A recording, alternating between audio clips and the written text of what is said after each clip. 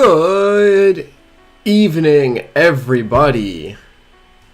Welcome back. It's been a couple weeks since I've been live. I scrambled quite a bit to get things ready for Springfield, but I'm super excited to be back. I had a ton of fun at the show, the Amherst Railway Society's Railroad Hobby Show in West Springfield, Massachusetts, which is where I was this weekend. Yes, Mikey is here. Mikey says hi as well, Paul. Let's see, who's around here? We got KT, the Rail Fan. We've got Mitch. We've got Billy, Andy, Paul, Garrett, Scott. It's so good to see everyone here tonight. Sam, Steve, B&C Ironwood. You got Haley, Trains and TCG. We got Ed, Lee. Good to see everyone here. I've got my airborne here, making sure I don't get the Springfield plague. But I went into Springfield having a cold, so my immune system was already up, so I think we'll be okay. I got better over the course of the weekend instead of more ill. But let's see, what's everyone talking about? Everyone's saying hello. Billy's saying that he's getting addicted to T-Trek, which is good. That's a good sign. That means we're getting him more on the N-scale side of things, which makes me very happy. It means I'm doing my job as N-scale train boy. Talking about getting everyone getting modules back online for Sean, which is good. Literally back in line now. Add to cart. Awesome.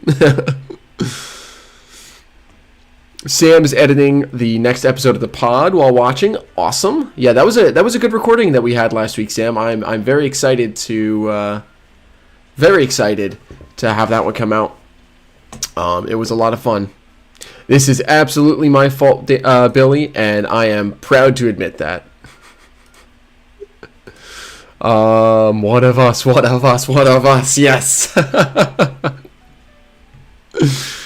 Freemo N, I would love to do something with Upload Express at some point in the future with Freemo N.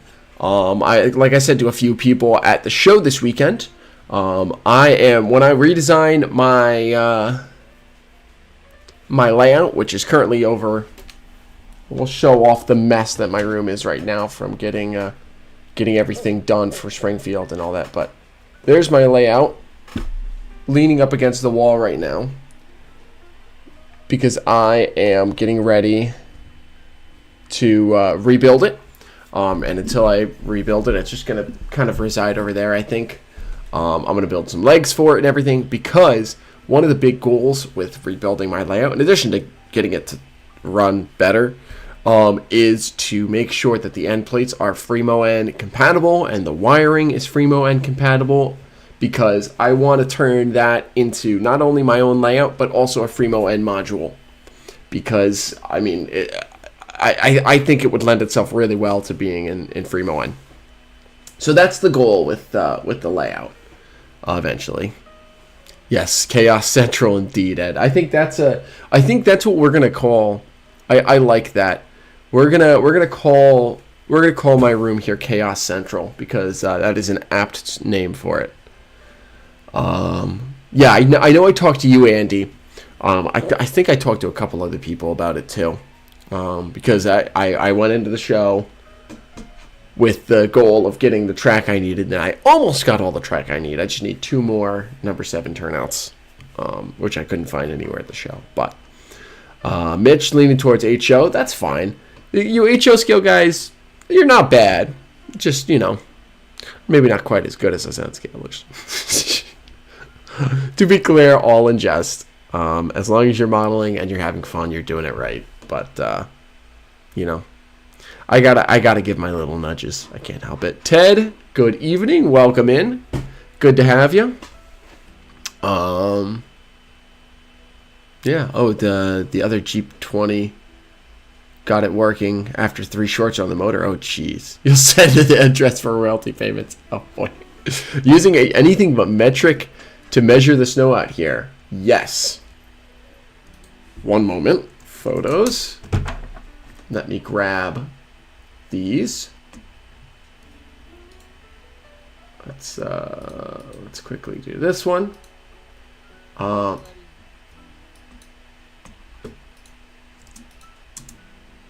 So let's jump to talking about the show here.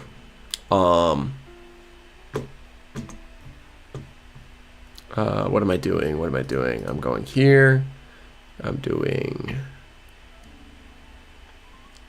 this. I'm doing that. And I'm actually doing this. There we go. Transition. This was last night. Myself and Sam and I's friend Eddie were both stuck around after Springfield to yesterday night, and stayed in the hotel. That way we could get home safe and sound after the storm had largely wrapped up, and the roads were still a little sketchy southbound all the way through until I got to Waterbury, Connecticut. The roads were still a bit sketchy when I was driving, but I managed to make it, obviously, safe and sound. But this was last night. This is the measurement that we got up to.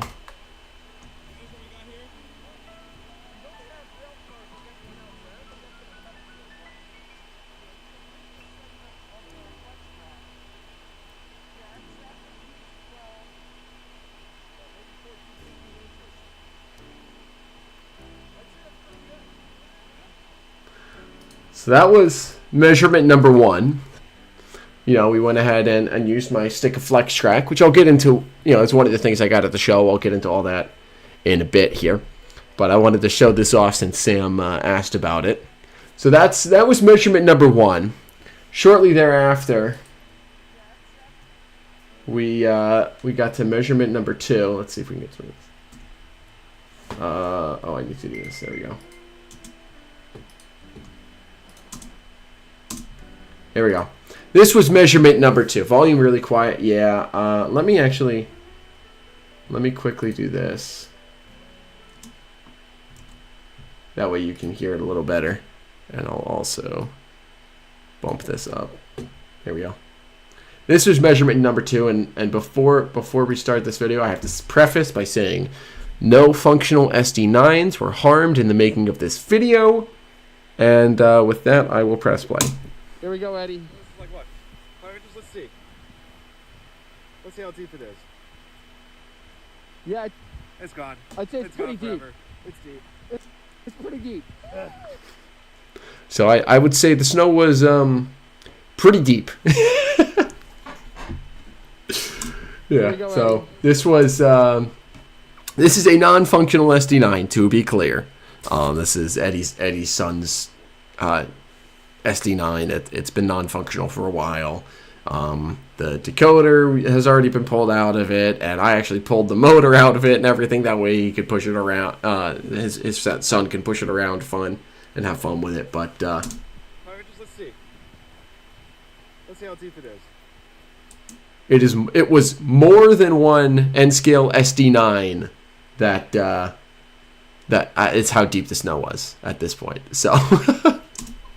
Yeah, it's gone. I'd say it's pretty deep. It's deep. It's pretty deep. So that was our measurement. And for anyone who doesn't know why we were doing this, let's quickly pull up.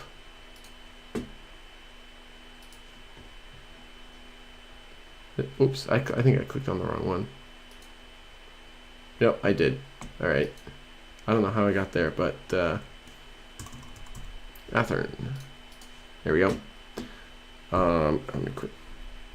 Oops. There we go. Athern. This was what they posted at 3:42 p.m. as the show was wrapping up. The official Athern snow report at the Railroad Hobby Show. Let me also... There we go. That way the music's not too loud for y'all. It was, as of 3:42, at approximately half a surf liner deep of snow. So... everyone then started measuring in terms of rail cars and rail equipment and stuff. Billy, yes, we did dig it out. It is not still there, so you don't have to go. It's not a treasure hunt, but that's pretty funny actually. Cadillac attack.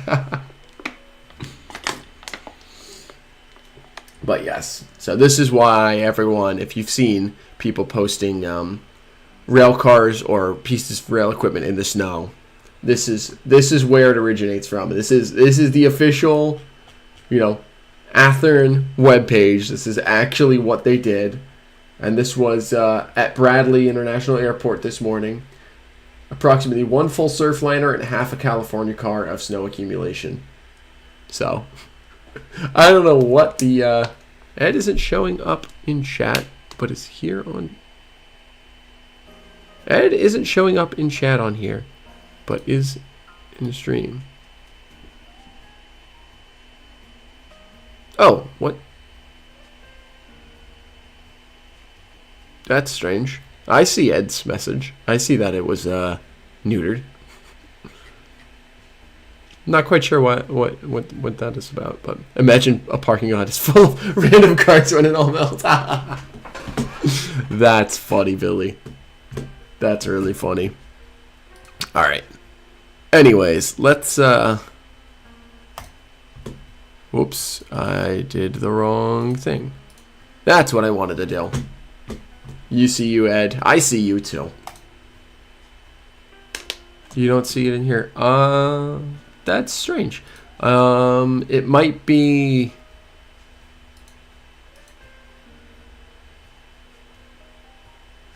I don't know why you can't see that. I don't know, Sam. That's strange.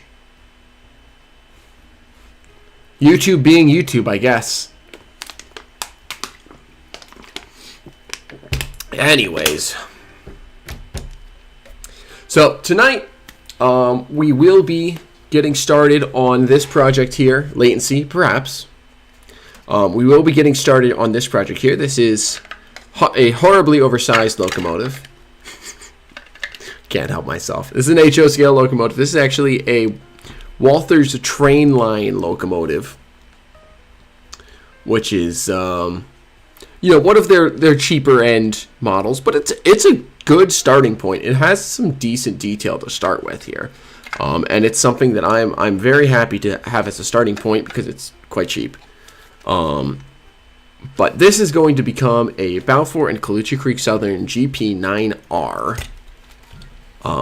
With the chop nose.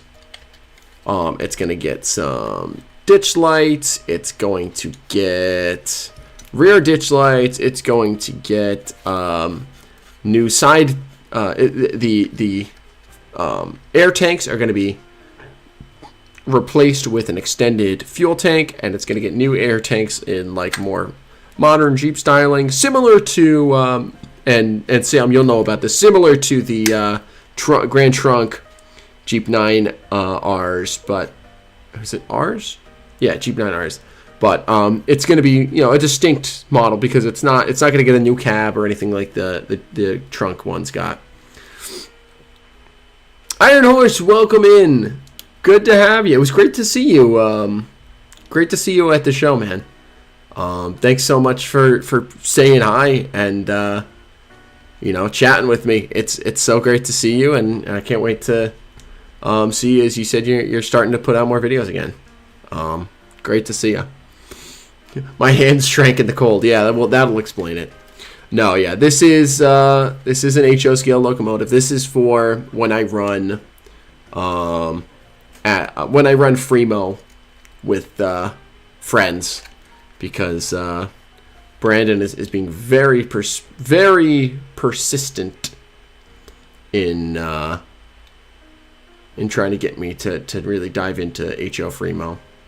Hey, how you doing, Dennis? Yes, it's Dennis number 3. You got it, Ed. The trunks were Paducah cabs, not Spartan cabs. Ooh, interesting.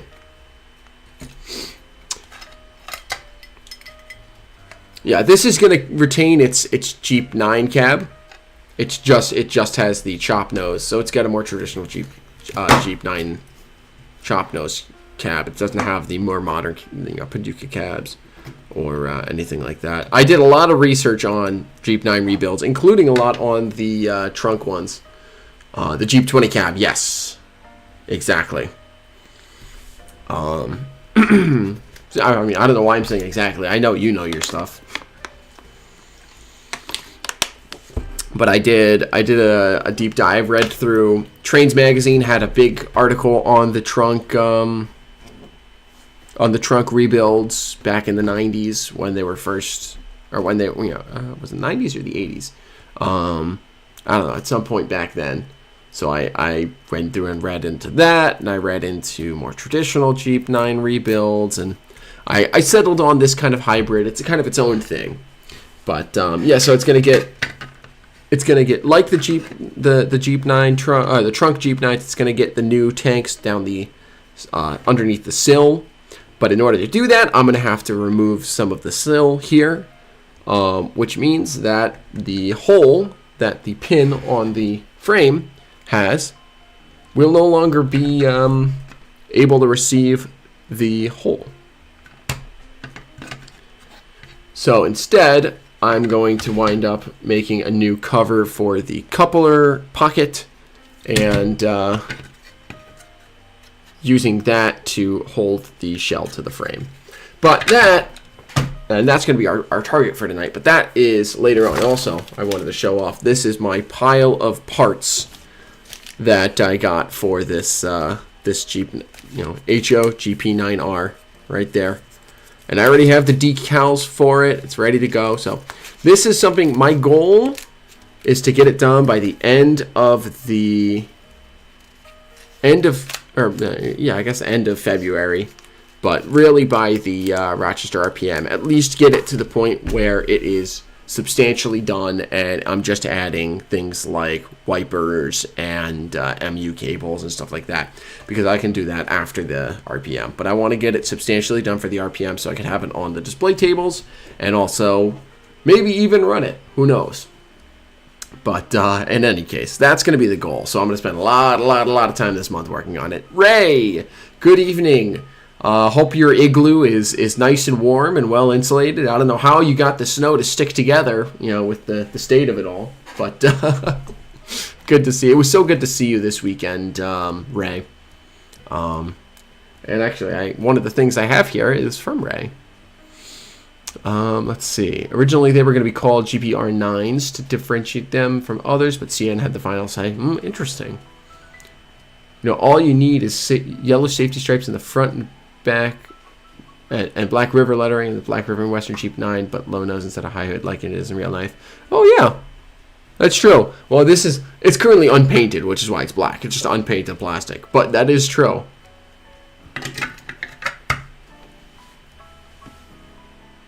All right, let's get into what I got here.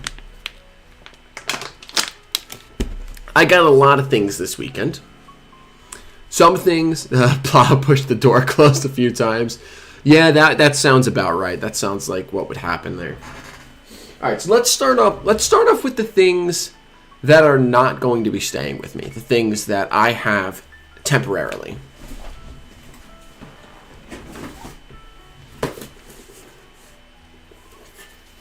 So first off, we have a box here of HO scale cars. A Boston and Maine boxcar, a D&H radio-equipped caboose, a nice Penn Central corrugated side gondola, excuse me, a EL reefer, a PCA Penn Central 50-foot boxcar, and a mech gondola. And all of these cars, Paul, will not be staying with me. These cars I am going to be weathering for my good friend Corey at R's Trains here on YouTube. He's been a good friend for several years now. I've done some weathering for him in the past, but he's a great guy. Especially if you're into O gauge trains, go check him out. But in general, go check him out. He's a really good guy. And I'm looking forward to getting these done for him. I've done a number of projects for him in the past, but he's up in the Albany, Schenectady area. And it was really good to see him at the show. I haven't seen him in a while, so it was good to catch up a little bit.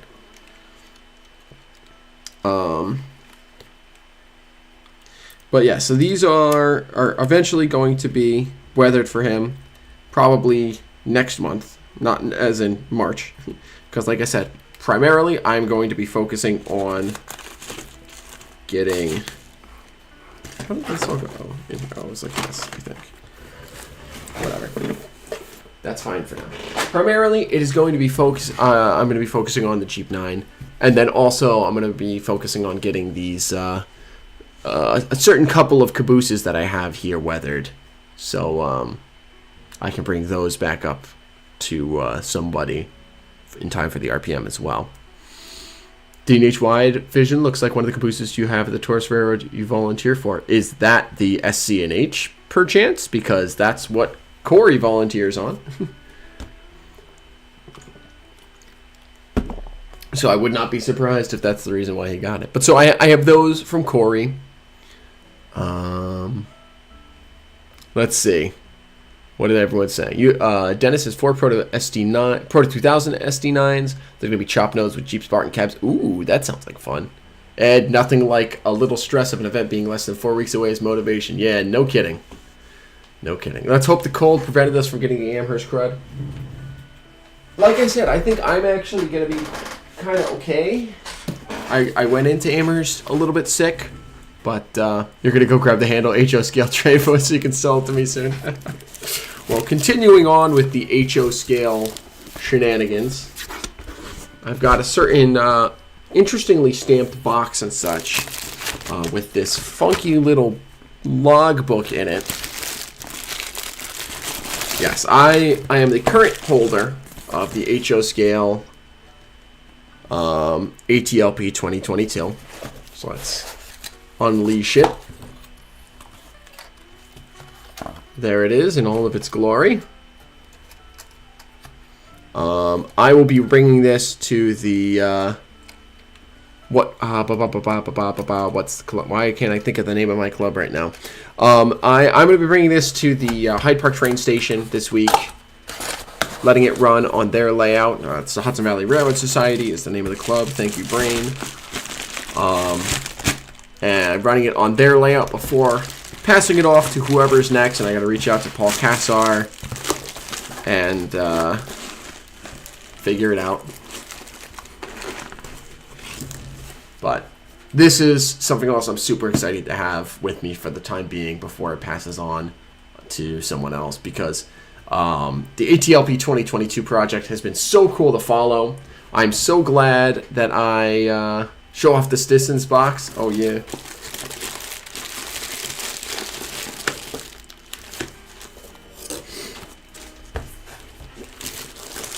Oh, that's Ray. Ray, I'm gonna be totally honest with you. I just figured something out, which is that I remembered you. What actually tipped me off to it is this sticker right here. The warning: this model railroad boxcar is equipped with a GPS tracking device. I've been getting notifications on my phone that I have an AirTag following me around, and I'm like, what? It must be like someone has an AirTag that at the show and whatever. But then I got the notification when I got home too, and I was like, what AirTag is following me around? It's in here so you can track it around the world. So thanks for that freak out, Ray. But yes, the box is quite nice. So it is flux capacitor equipped, any layout, any era, 88 miles per hour not required. Danger, high voltage, 1.21 gigawatts. Some fantastic graphics on top and everything. It's It's a beautiful box, and it opens up super nicely. Just like that. To allow for some easy access. And it's been nicely, it's got some road grime on it from the what's it been now, right? Almost 2 years. Almost 2 years that the 2022 has been riding around, which is crazy. I guess I could check the logbook, but this is super exciting to have with me, Ray, and I cannot wait to take some great photos of it at the club before passing it on to its next victim. I mean, visitor. Shh. All right.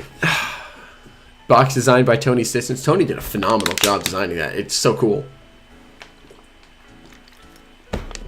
All right. So next up, we're going to do stuff that is definitely staying with me, but it's not necessarily trains. I got this fantastic new scarf, very comfortable, from the Danbury Railway Museum. It is modeled after the... Oh my gosh. Modeled after the front of a New Haven FL9, number 2006, which is one of the 2 FL9s that we have at the Danbury Railway Museum. And I am super, super happy with it because it's super cool, and it was... Actually, not super cool, it was super warm. And that was what was important this weekend. But it's a great... excuse me. A super great... scarf. So, of course, it is New Haven, exactly. The other option they had, which I did pick up, but not for me, so I guess we're still on things that aren't staying with me. The other scarf they had was AEM set. Ooh, excuse me, didn't mean to blow you guys' ears out. AEM 7, number 917, and this scarf is going to Sam, but it's in the Phase 3. With the gray and the black on top, just like the toasters were. So Sam, that'll be heading out to you some point this week. Look forward to receiving that. But those are super sweet, and they did have matching beanies for both the FL9 and the AEM 7 scarves. So hey, if you want to support the Danbury Railway Museum, go check them out. They'll have them in the gift shop for the foreseeable future. Go get warm. Wish you grabbed the hat that matched, but they were sold out when you checked. Billy, I assume you're talking about the AEM 7 one, because I know Jose said they were out of the AEM 7 ones. But yeah, you're just gonna have to make a visit to Danbury one weekend, Billy, and you're gonna have to let me know, that way I can make sure I am on the volunteer list that day. Give you a little behind the scenes tour. All right, so now we're officially actually done. I think, yes, we're actually done with the stuff that is going to be going away from me. We're going to do a couple of non-train items though. More. The first of which was actually the first purchase I made at the show, which is something from MacRail, which produces a lot of great HO scale stuff, but not a lot of stuff I can use until I saw that they had this. This is what they are calling Mac Scrap. What it actually is it's all of the offshoots and sprues and everything from all of their 3D printed details, bagged up and resold for a relatively cheap price. And they recommend you use it as scrap, whether it's in a scrapyard or in a gondola load or whatever. It's lots of these itty little bits, and I'm gonna make them all rusty, and this bag will be all that I ever need. So it was an easy purchase for me to make. So that'll be super fun to use. And it was great to support MacRail. They do great work in HO, and I wish they would do some stuff in N-Scale, but I also understand the market is significantly smaller right now for HO or for N-Scale detail parts the way they do for HO. So I get it. But I'm still happy to support them by purchasing this. And it was great to chat with them right next to the Home Shops booth at the show. Billy's been meaning to see the New York Central Electrics. Yeah, dude, I think we're gonna start working on those again this spring. I think they're gonna start really getting to work on the S motor this spring, if I remember correctly. So that's great, but yeah, it'll be good. Yeah, you thought you looked like 3D print leftovers. Exactly. It's great stuff. All right. The other thing that I got at the show that's not train related, but is tangent. Well, it's not a train, but it's train related. Is a gift from Mr. Paul Stamp, which is a neat photo booth. Paul had gotten it, and it was just not quite big enough for his HO scale models. But don't you worry, Mitch. This is perfectly N scale sized. So I think this is going to be like a lot of my build photos and stuff like that.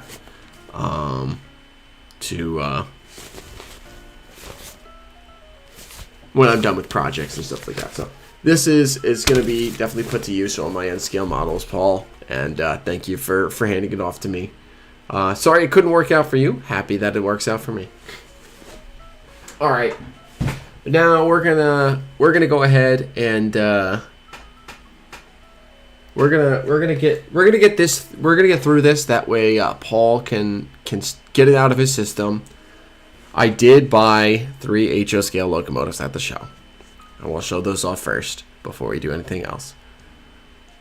Any recommendations on what you should use for a sensor sound? You should use the I Love Toy Trains Oh No. That's what you should use. All right. First HO scale locomotive is a Atlas C424. Currently painted for the main central. This is I picked up from one Paul Ponarelli, and I'm thankful to him for selling to me at a good price. But it is going to become. Let's unbox it here. This is going to become a B&CCS unit that will run with the GP9R as local power for the B&CCS, so it'll run at on free mill layouts and stuff like that. Looks like I might have to get a new horn for it, because this horn. Well, I definitely have to get a new horn for it because I want RSL 3LR on it. But anyways, so this plus a undecked shell. It's in the closet. But this plus an undecked shell will get me that Paul actually sent me. Paul Stamp, not Paul Ponarelli, sent me a while back. Will get me that unit, and it is going to be one of the 2 units that the Genesee Wyoming Transportation Company sent to us at the B&CCS in exchange for the 2 SD40-2s we sent up there. Plus, they also gave us some cash to make it a fair trade. But it's going to be fun to model this unit. I'm not going to have to do nearly as much detailing because it's already a well-detailed model. I might get. Does it have? No. So I might get some detail parts for it. Definitely going to have to get a horn for it and stuff like that. But what horn is this on the cab roof? I don't know. I'm not very good at identifying horns. But actually, you know what? I don't have to get an RSL3LR because I have 2 of them. I forgot about that. I just know what the RSL3LR looks like now, which it just looks like a Leslie three chime air horn. It doesn't have like a super distinctive look to it. What's more important to me is the sound files that I'll eventually put in these engines. It needs to have that horn because I've decided that's the standard horn for the B&CCS because I like the way it sounds. It's the standard Conrail horn, and I like the way the Conrail horn's always sounded. So that's HO scale locomotive number 1. Atlas generic chunk is what's on the roof. I don't know. Anyone who knows horn, look at that. Was Gotham at the show? I don't know. I don't think so. I picked up all these parts about a month ago because I was hoping to get started last month. But, yeah, that didn't happen with trying to make sure the T-Track modules got finished and my RS3s got finished, which they didn't even really run at the show, so I don't even know why I bothered with that. But yeah, I don't think Gotham was at the show. I got this all from Midwest back at the beginning of January. That whole pile of detail parts. All right, so that's HO scale locomotive number 1, and that's for B&CCS, which is why I bought it, because I already had the shell for it, and this frame is super nice. It has a 21-pin connector already in it, so I just got to get a 21-pin decoder, and I will be set. I will be ready to go. And Paul was offering it to me at a great price, so that's why I got it, and there's nothing else to say about it. Shut up. The other 2 HO scale locomotives I got are for a far more sentimental reason.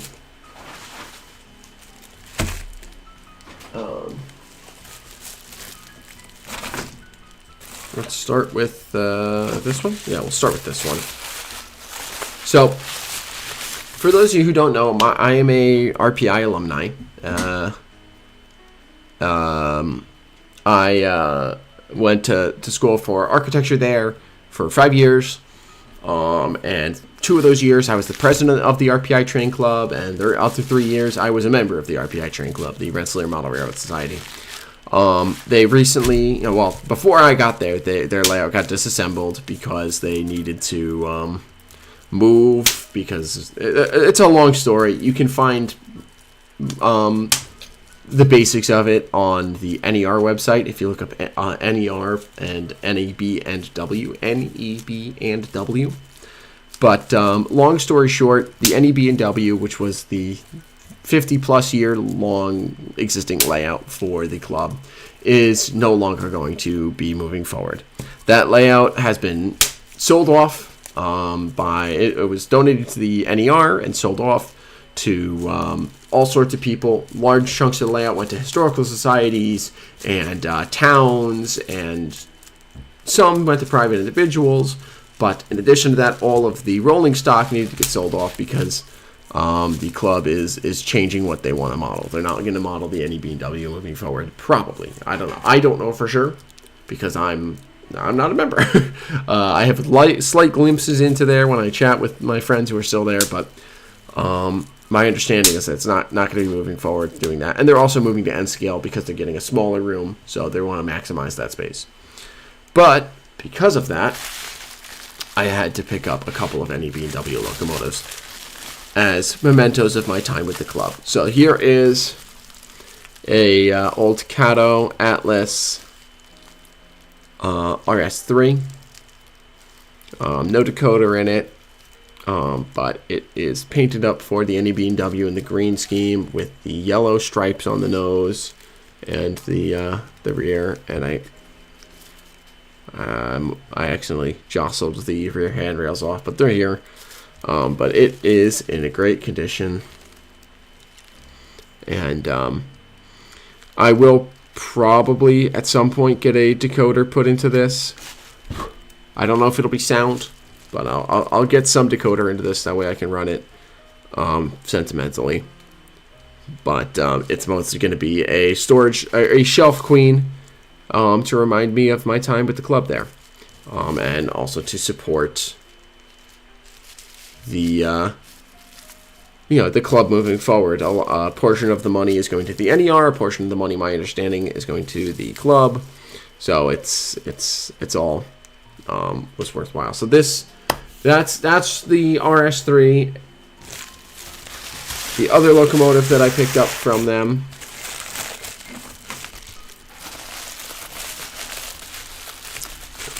long-term lease for the Beats. So I considered that. I really have. I don't know. Sorry for the crinkling. I don't know. I haven't decided. It's very possible. Very possible, Paul. You have some sound 8-pin low sound selects. I'm interested. I'll get back to you on that, Garrett. I might be. Even if not for this project, I might be in general. But the other locomotive I got from the club, I don't know if it'll ever run again, just because of what it is. So it may wind up just living as a shelf queen, which would be fine. But she is, there we go, a NEB and W Mikado, a 282. Beautifully lettered out for the NEB and W, and numbered up there. She's very nice. So she's an Athearn model. So I've heard they have issues with gear cracking, and she's marked as does not run. I don't know. We'll see.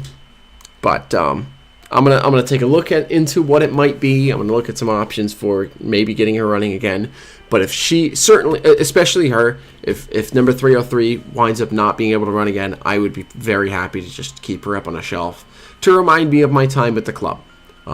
Because she's very beautiful, and it's fun to have around. Could be a good running mate for the C424. I thought that's what the GP9R was supposed to be. She very well could. She very well could be. So that's actually, if I do get her running, Mitch, that's what I'm thinking. As for both the Mikado and the RS3, is have them is get a small fleet of NEB and W passenger coaches and do steam excursions on Freedom layouts and club layouts and stuff like that, as the NEB and W. Because that, I think, would be really fun.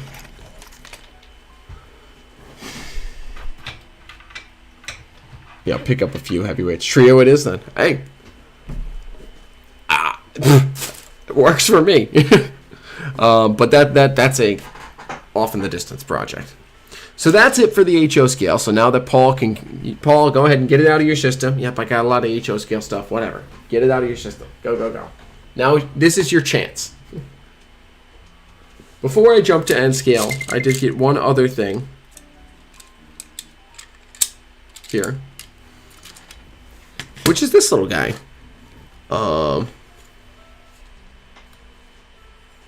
This is something that was given out to a whole bunch of people. It's a little 3D printed scene. You got your train with your car. You've got a boat in the lake. You got a station, a tunnel, and a mountain here. But if you notice, it's got this thing here, which if I spin it, there are little magnets underneath all the pieces, so they all move around. So this is a super fun little fidget for me to have. So I'm extremely happy with that. Your friend Paul might just have a free TCS themed. You know what, Paul? That's that's good incentive. That's good incentive. Oh boy, now I'm getting into tiny trains. Yeah, I'm getting into T-gauge actually. No. I just want to show that off because I don't remember who was making it, but it was so fun. It was so cool. Could take the steamer, put it on a piece of track like a scene for a park. Well, I could definitely do that, Dennis. If I can't get her running again, that's probably what I'll do. Instead of just putting her up on a shelf on her own, I'll probably build a little scene. Like she's on static display somewhere. But yes, let's all do the stadium wave for the N scale. Woo! Because here comes the N scale. Let's see. What do I want to go first? All right. First, let's go with my purchases first. Which anyone who tuned into the live stream that I was doing on yesterday morning. And I'm sorry for the kind of how impromptu that live stream was. First of all, thank you to anyone who showed up. Sorry for how impromptu it was. It was kind of just I had outright said I wasn't planning on streaming this show.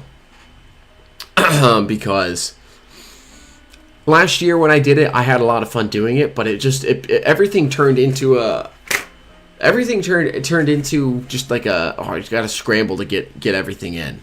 And I didn't like doing that, so I was going to just take it slow this year. But Sunday morning was such a unique experience with how the show was that I wanted to, A, document it, and B, I felt like I had the time to bring all of you who couldn't be there or who left on Saturday into the show on Sunday. So I made some purchases from Lombard Hobbies.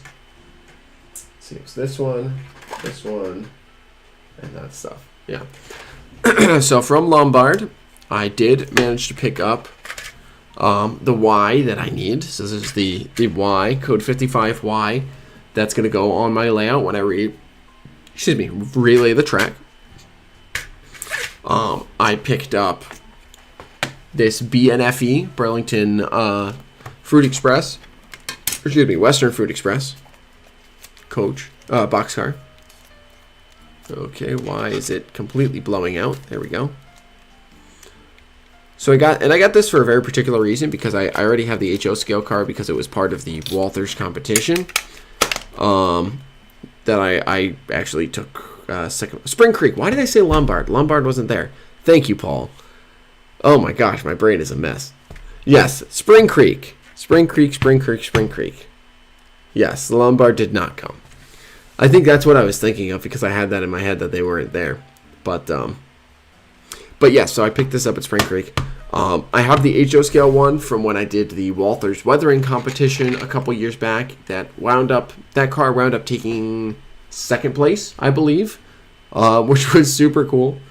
But I want to weather this car in a similar manner to the HO scale car, because then I can, they might wind up somewhere down under. Let's just say that. So as long as that's okay with you, Ray. And we can talk more about that, but I think that would be super fun, considering that I am primarily an N-scale guy, but HO scale is a lot easier for some people to see. So I picked up those two from Spring Creek, and then I also picked up, I was walking away from the Spring Creek booth, and as I was walking away from the Spring Creek booth, out of the corner of my eye, I spotted Flex Track. So I picked up 5 pieces of Code 55 Flex, and that, in theory, should be, if I did my math right, that should be all of the track I need to relay my layout. I might need to pick up one more piece of Flex, but with this, I picked up some really cheap switches at the NERPM last year, which worked out really nicely. So between all of that, I think I just have to pick up a couple more switches, and I can start rebuilding my layout. So I'm super psyched for that. So that's what I picked up from Spring Creek. That was my show purchases, but then I also had some acquisitions from Winterfest, which is the Northeast T-Track / N-Track mini little convention thing they do. And as part of that, they have a raffle.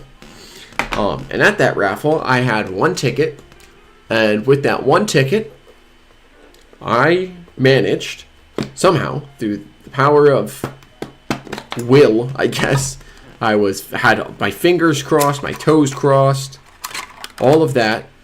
But with all of that finger and toe crossing and hoping and praying, I won a Bachmann Spectrum 44 tonner in the New Haven McGinnis scheme, because of course it is.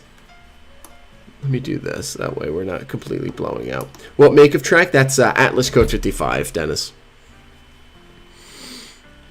But yeah, I was super psyched when I won that. I had one ticket, I popped it in, there it is. Simple as. And this has a decoder in it, which is super sick. So this is DCC. I'm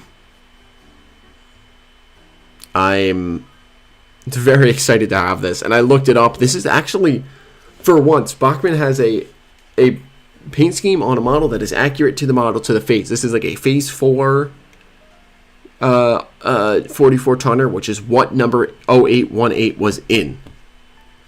And she's actually fairly detailed. Not some fairly thin, for N scale, especially for, I think this model was made in like 2006. Some fairly thin handrails.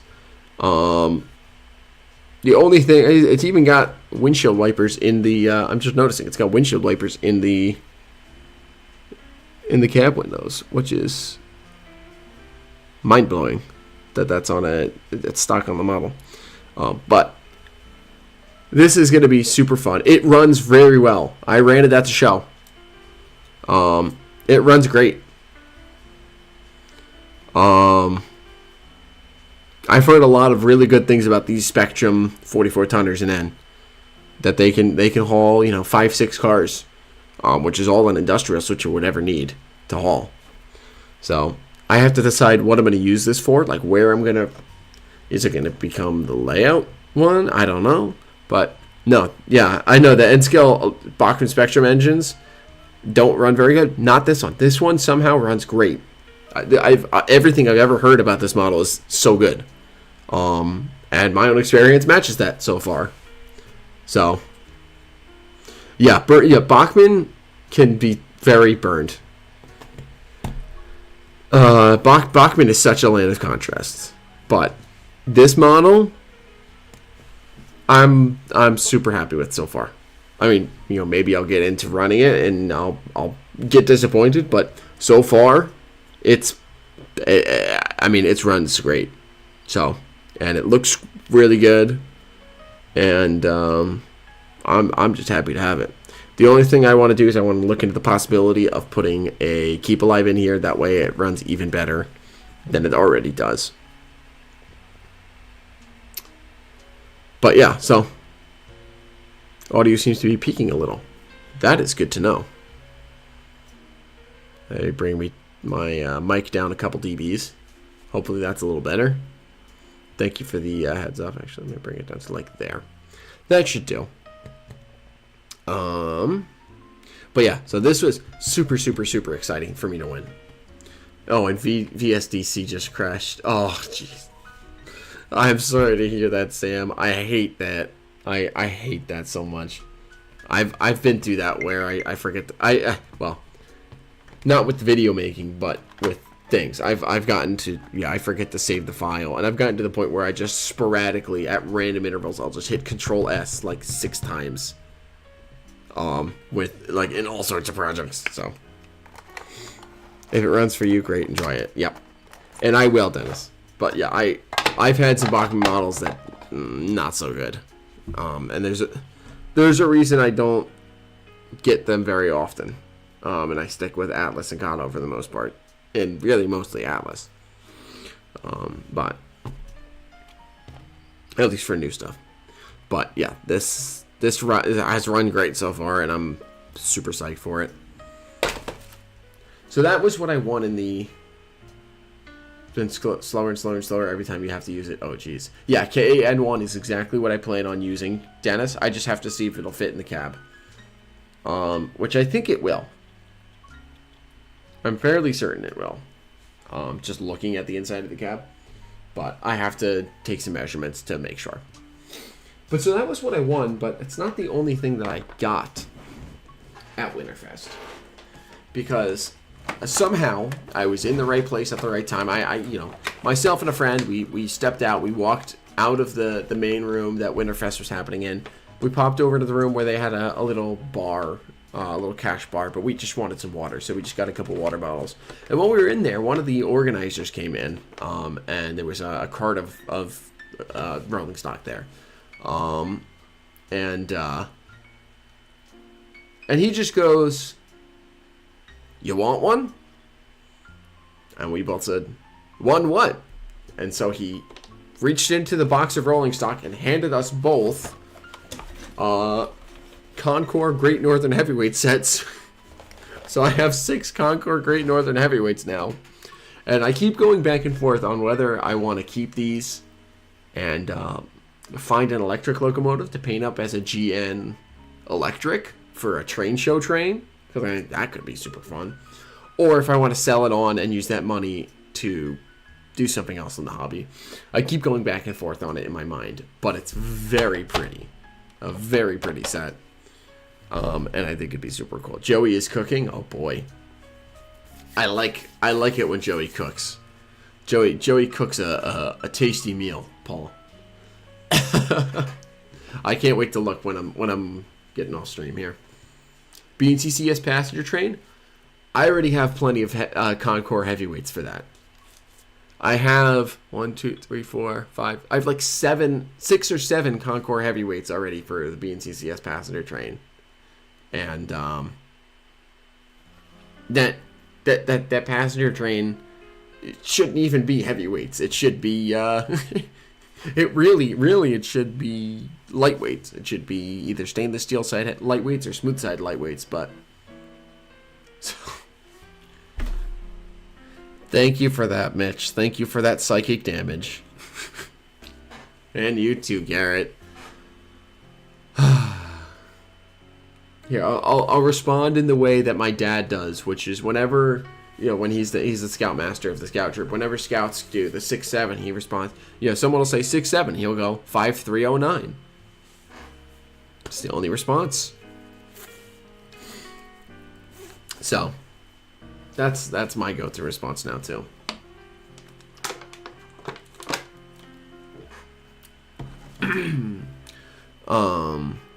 But yeah, so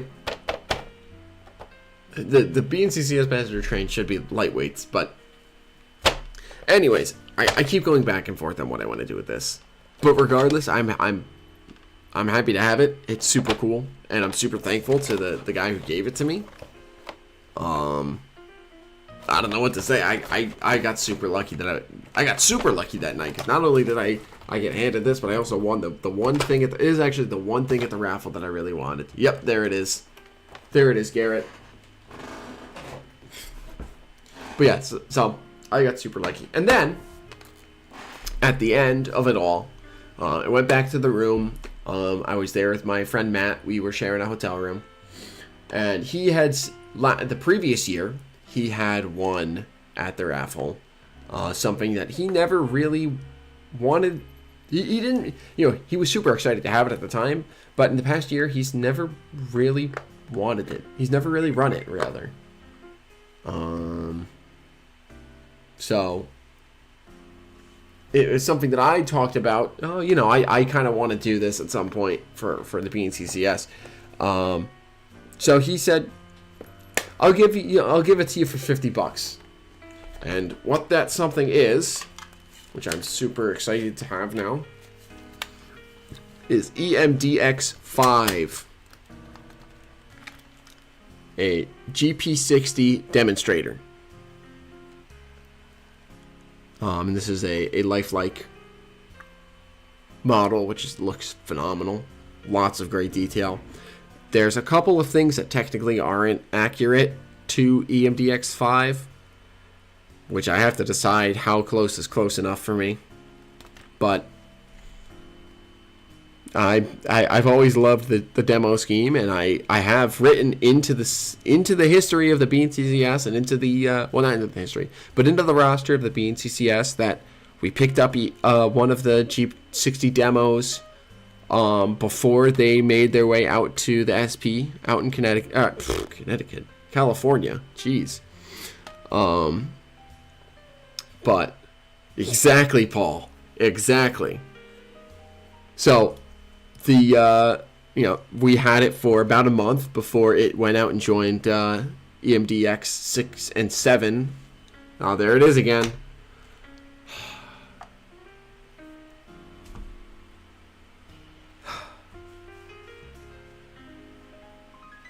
Instant psychic damage.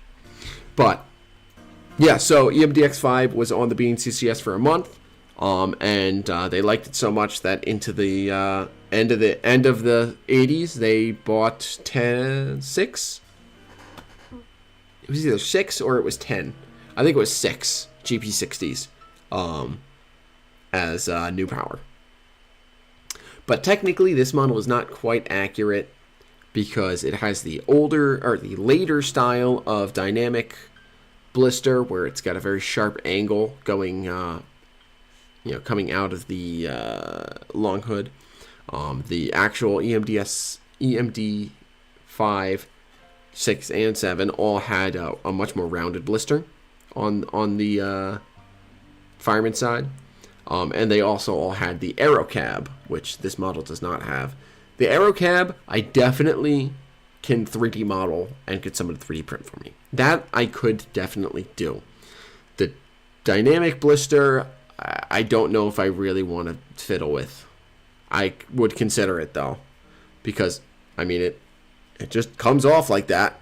So it's very doable. It's just a matter of how much do I want to do. There's your brass model that has it. Yeah, I'm sure there is. But I'm just, at least for now, it's good enough.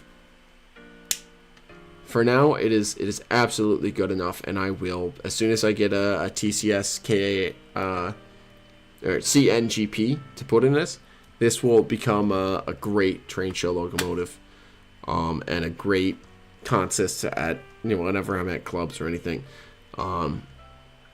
because this is sick, and I'm super thankful to Matt for selling it to me, and I can't wait to really get it. Now that I have it, continue really baking it into the story.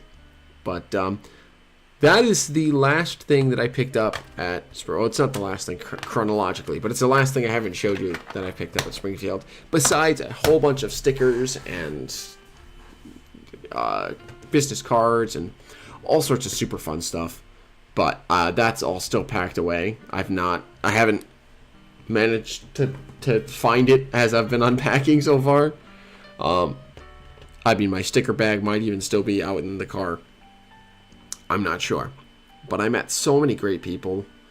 Oh, and the other super exciting thing that happened at Springfield is I brought my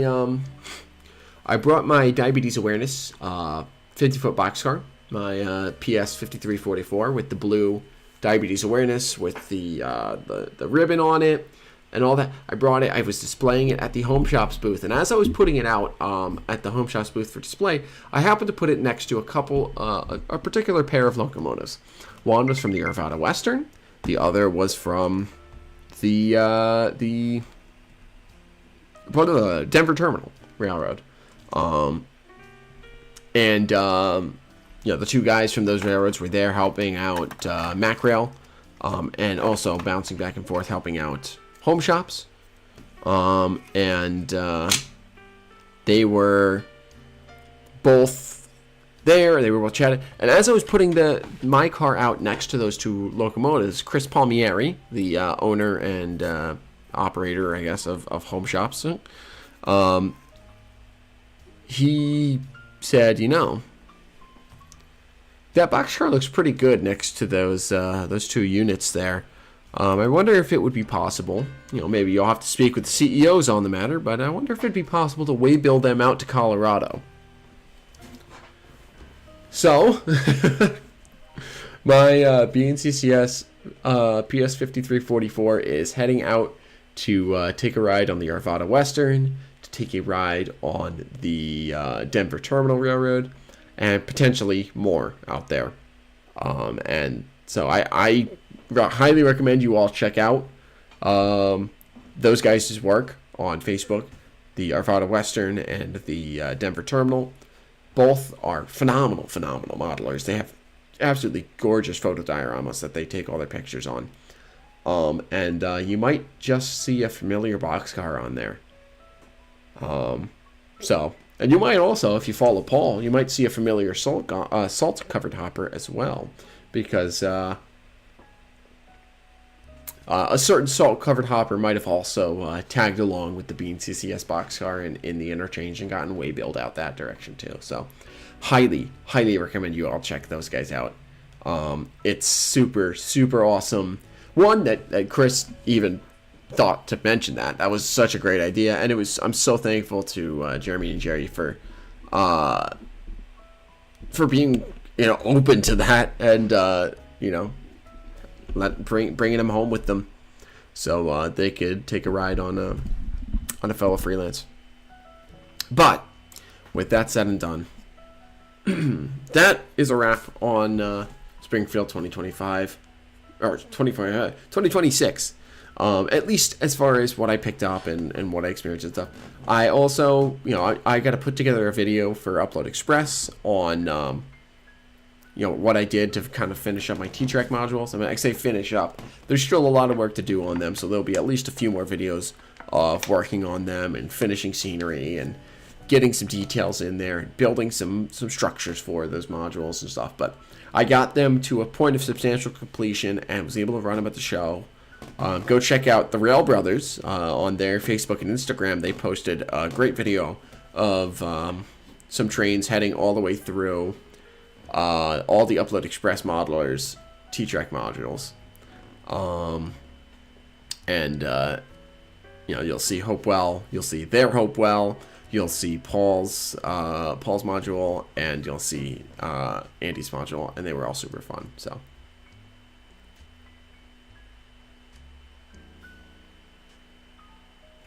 Let's see. Sam's going to hop off. Good to see you, Sam. Take care of yourself, and no worries. I'm happy to give it to you. Dennis, sorry. For me personally, you're not a fan of home shops making profit off everyone else's hard work at their freelance railroads. That's fair. That's a fair point. I'm a fan of Chris. I think largely because of the community he's trying to build around it. But I absolutely see where you're coming from on that, Dennis. So that's a fair perspective to have on it, and I respect you for that.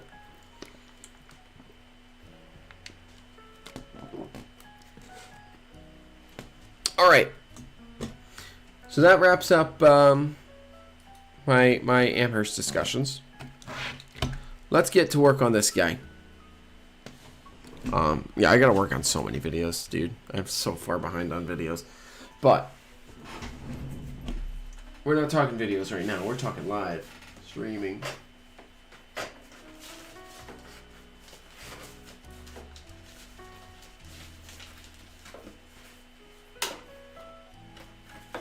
Let's see if I can find a good size styrene. That sounds good.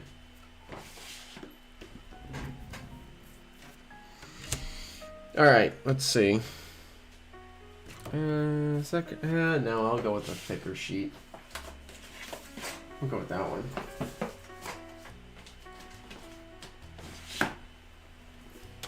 All right. There we go.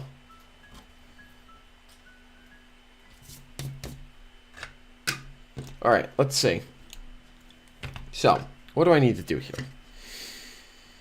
So I need to plug the gap tooth on the nose. And I need to make sure that it's done in a way that, let's get that weight out of here. Make sure it's done in a way that that can sit nicely there. Shake and bake Geep 9. True.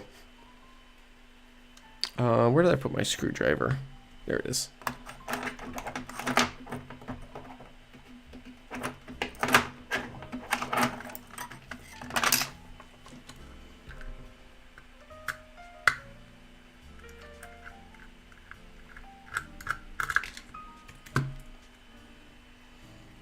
All right.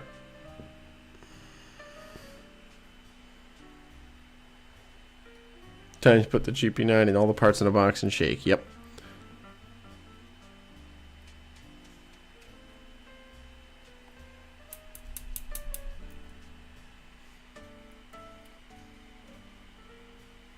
Come on, screw.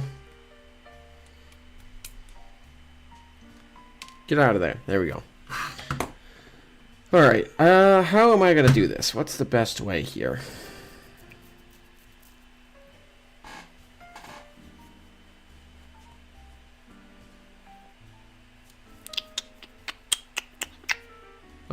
Where's my caliper? Let me take some measurements here. Nope, it's not even.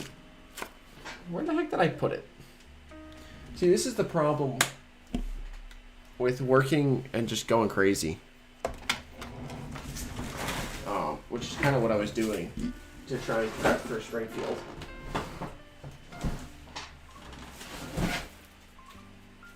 Oh, there it is. I just have stuff all over the place. Let me go grab that. I have stuff all over the place from when I was working. I was trying to get them all done. Pick that up. Got it.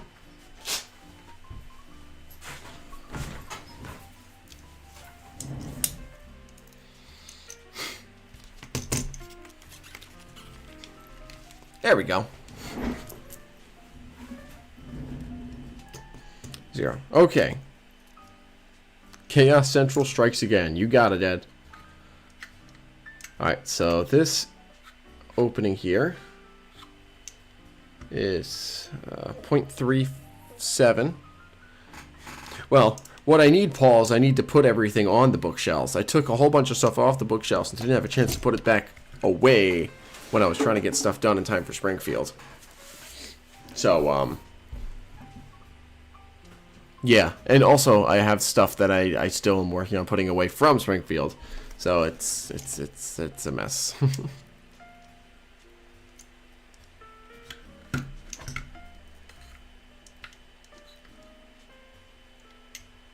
Yeah, 0.37 inches. Let me do some sketches here.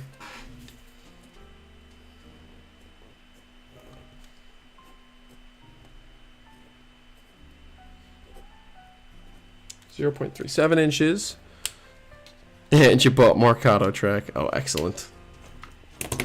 Excellent. That means that the stream is working. I'm getting you more into N scale.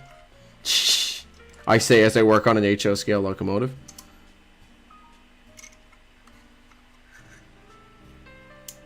Alright, so how...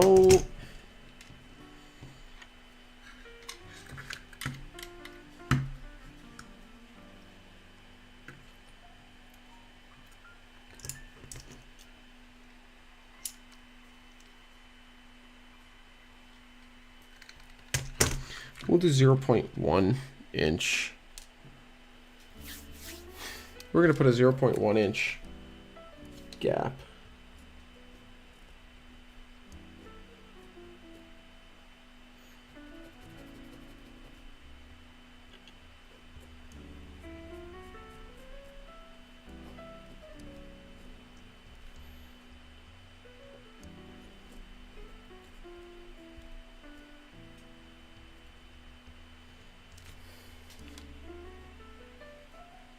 .1 inch. Making you want a model? Good! Then that means that the stream is really succeeding, Mitch. Alright, and then I need... Let's see, this whole piece here is 0.28. So I need 0.18.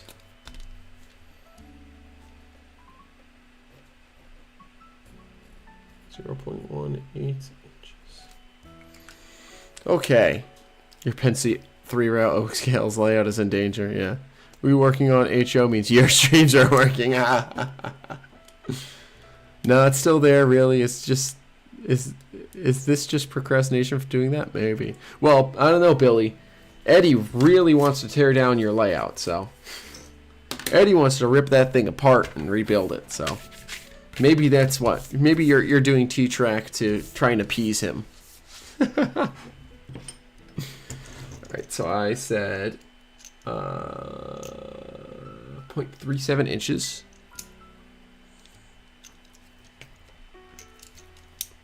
.37. Let's lock that in.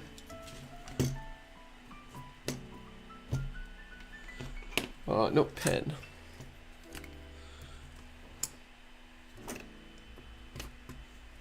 Come on.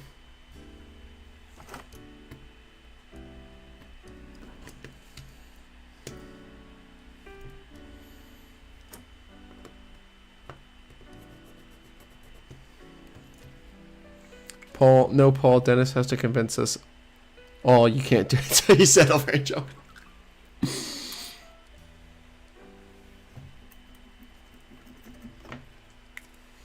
Yeah, there we go. That'll do it.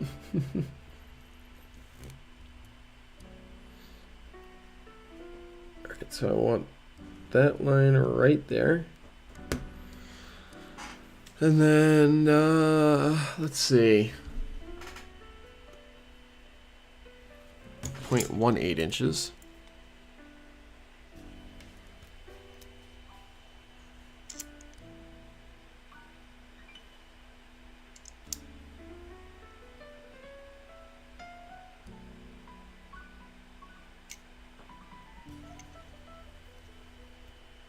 Close enough. This direction. And I am actually going to cut this one slightly oversized.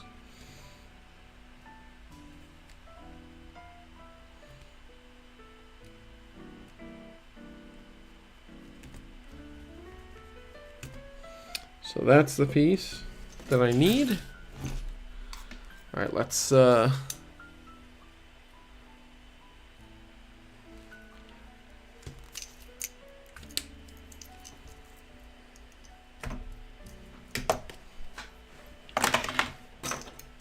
ahead and cut this out.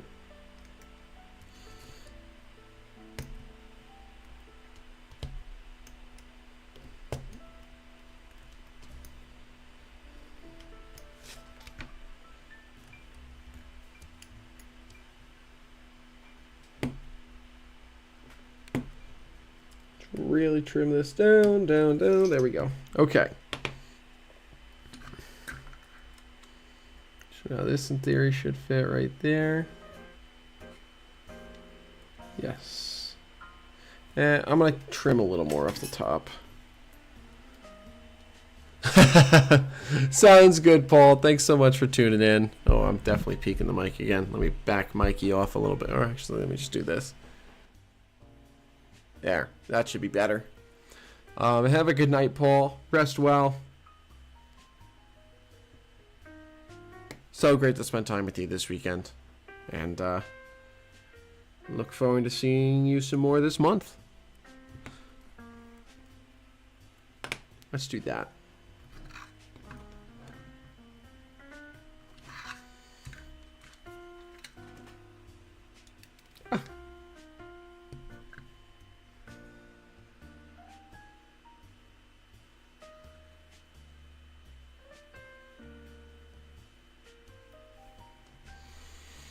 Okay, let's see. Where'd my glue go? There's my CA glue. I'm gonna do this like this. There we go. So I can see what's going on here.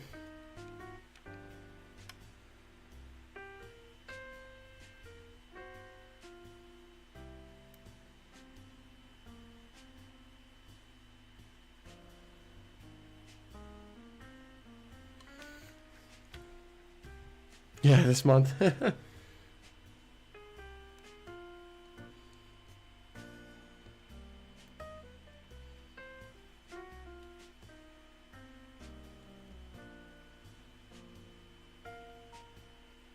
Come on, glue.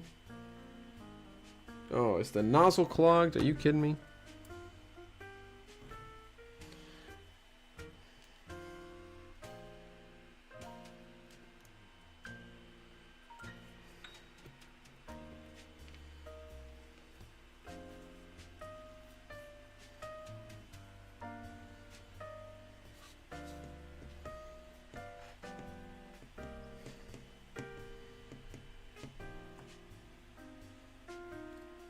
Have a good night, Garrett. Thanks for tuning in to you as well. And yeah, that would be awesome, Mitch, if we could meet you in September.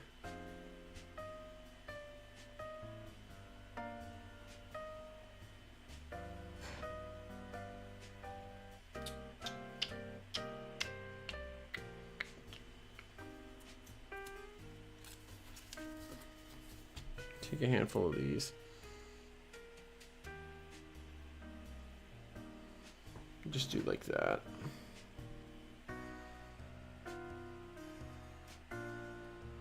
Get some glue on there.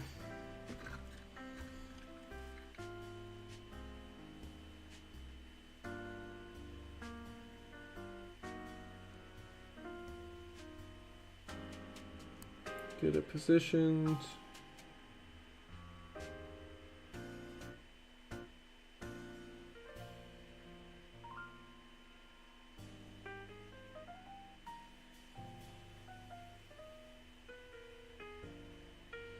Hold it in place so it can glue. No, damn it.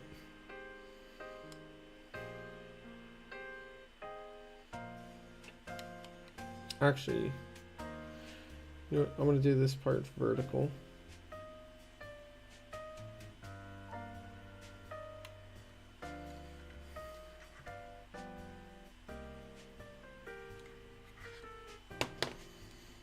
I'm going to do this part vertical here. Where did my tweezers go?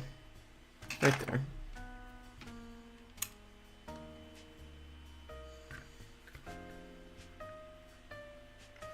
And then I'll build up the rest of the pilot here.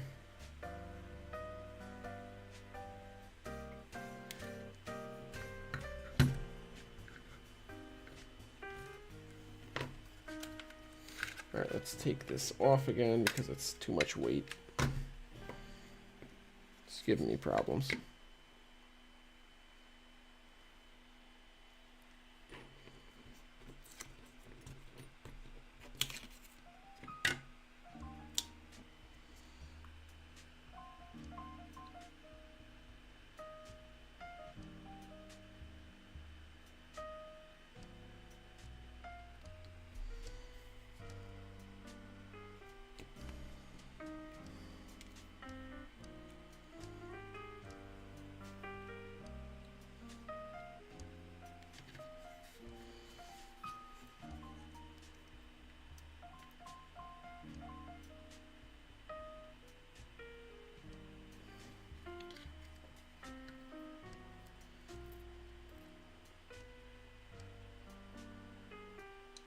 Ah, go back. Dang it.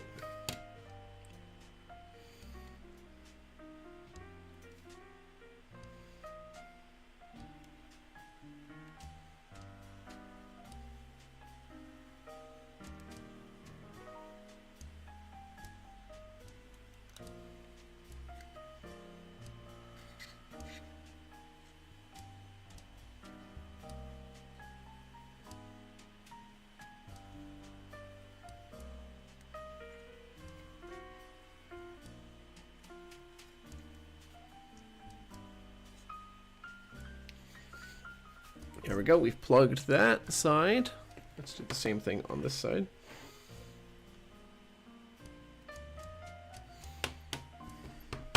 What was it? 0.18. On.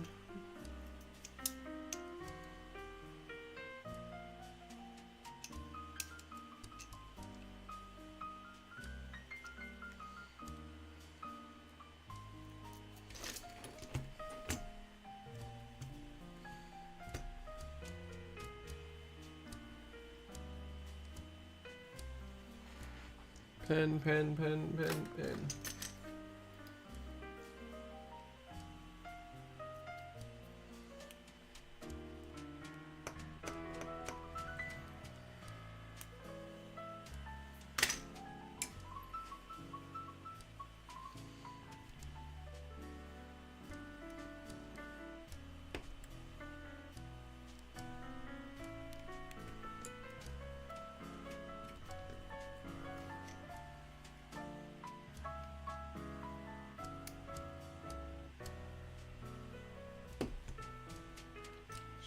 Trim this away, snap it off.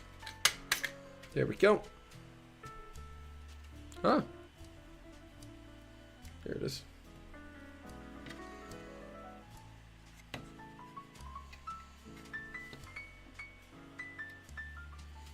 I'm giving a little bit of a sanding because it's just slightly too big now.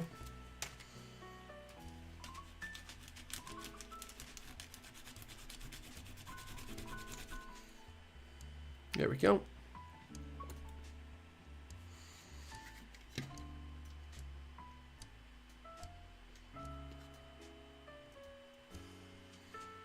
There we go.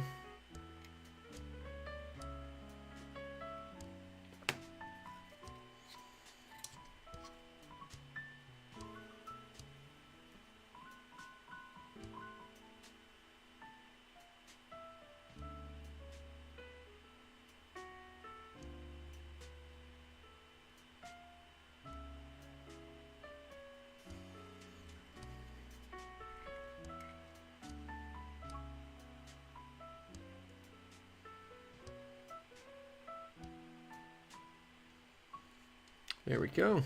Okay. So we've got the gap. The gap's filled, at least initially.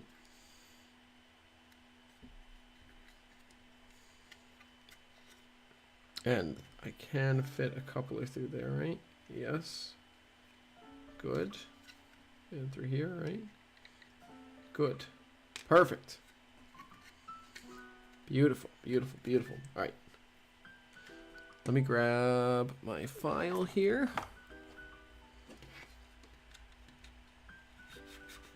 I'm gonna make sure it's nice and flush. Across the bottom. Across the front face here. Across the bottom here.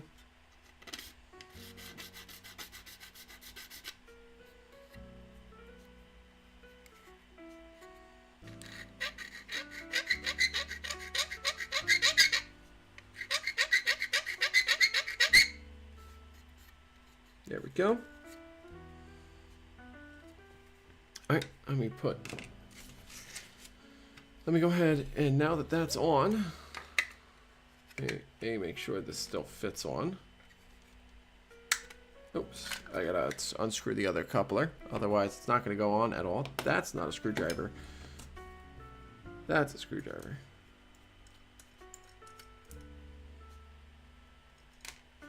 There we go.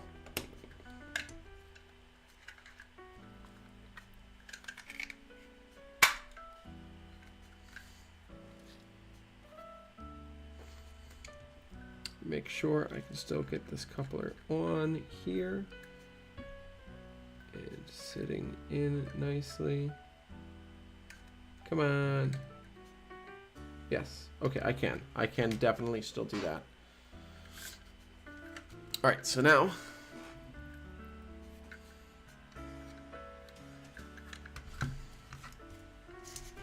how big? Oh, I'll just do it like this.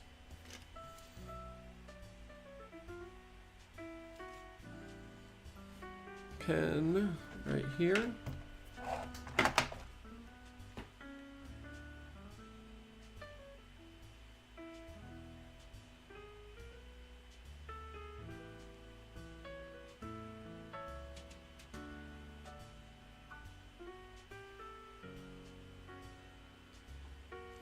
Sorry, got distracted for a moment by my phone.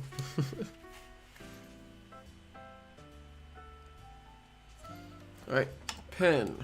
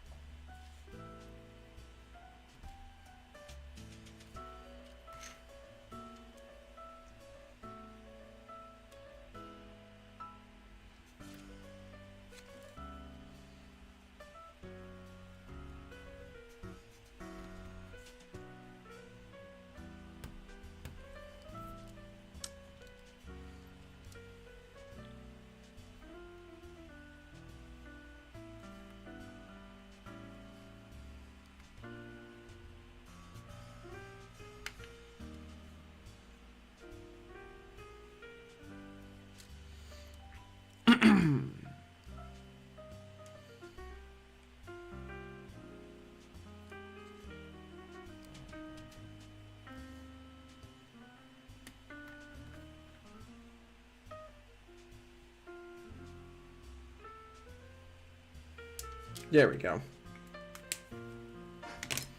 All right, let's see here now. Can I make this work? Where did my... There it is. All right. Let me quickly zero that. Let me see if I can figure out the determine Alright, let's see if I can determine the diameter there. 0.075. Right?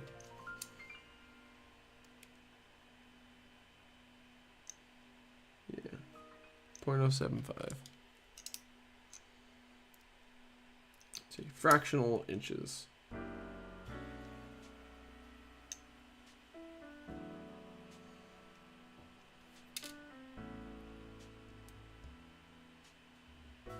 Three sixteenths. Actually, wait, no, I need it in millimeters. Because I forgot, because I got millimeter bits. 2.5 millimeter bit.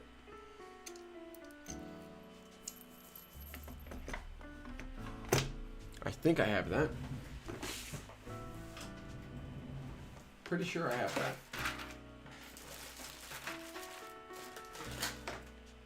That's the 1 to 2 mil. Here's my 0.01 to 0.1. 0.01 to 1 mil. Where's my 2 to 3 mils?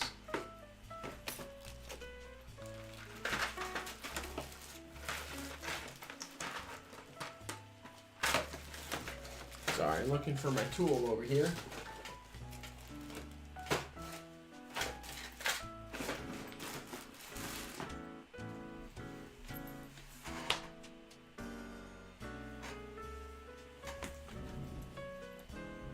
Where the heck did this bit set go? Because I could use the 2 mil bit. Worst comes to worst.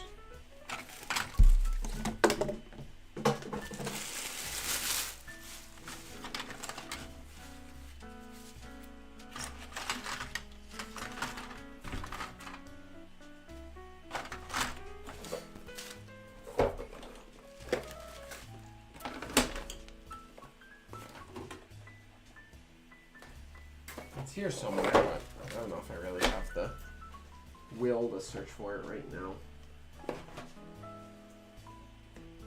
Wait, actually, there's one place I do want to look for it. I will be right back.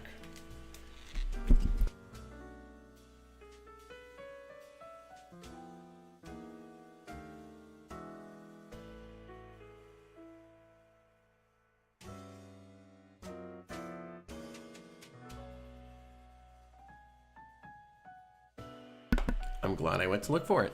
I found it.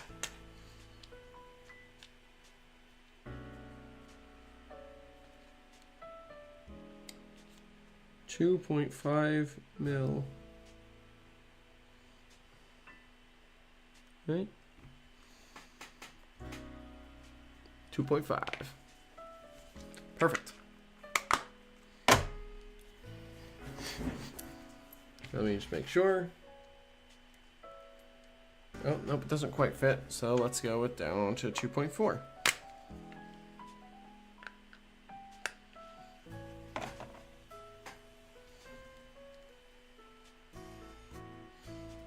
.3. Is it 2 1/4?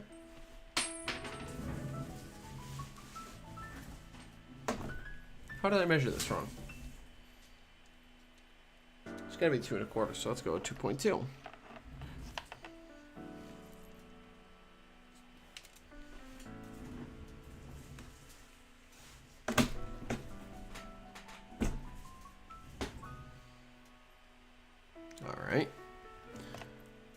Alright, let's go down to 2.0 because I didn't even need to set it up because I don't have the 2.1 in there for some reason.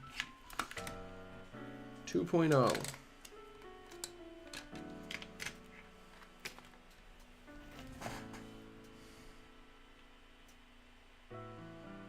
Alright, 2.0 fits. We're going to go with 2.0.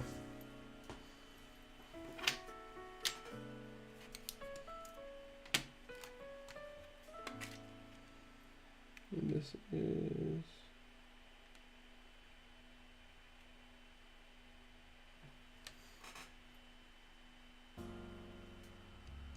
0.9. So it goes right there. Let's get the 2.0 bit.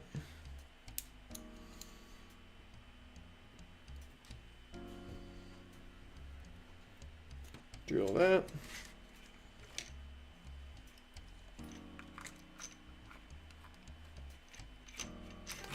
Good. Alright, now let's cut this out.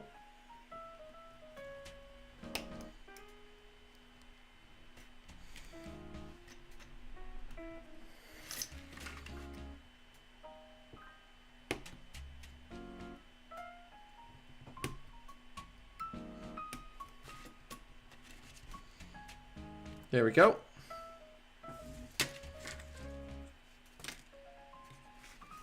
Where'd the screw go? There it is.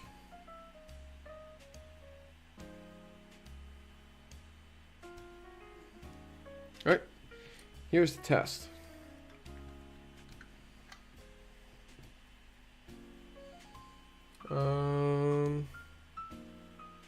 Screwdriver.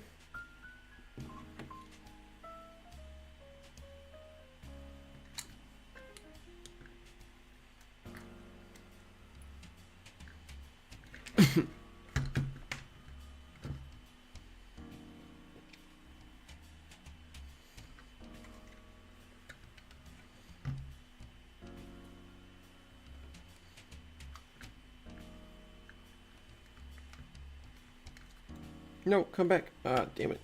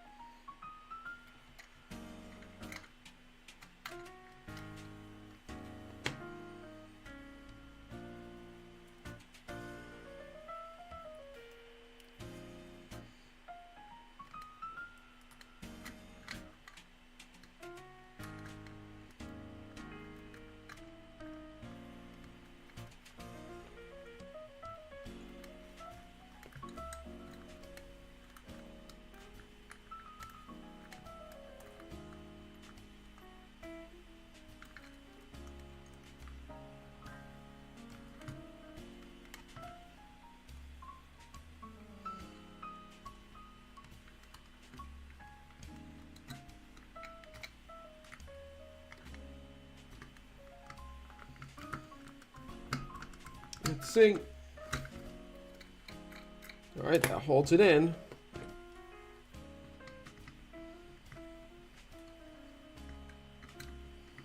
Good, so that's good.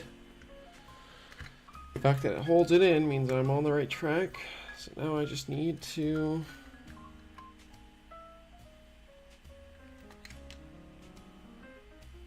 get it trimmed to size.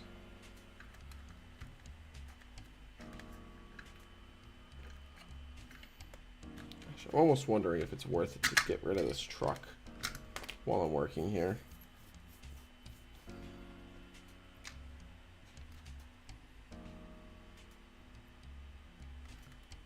I'm working in such a confined space.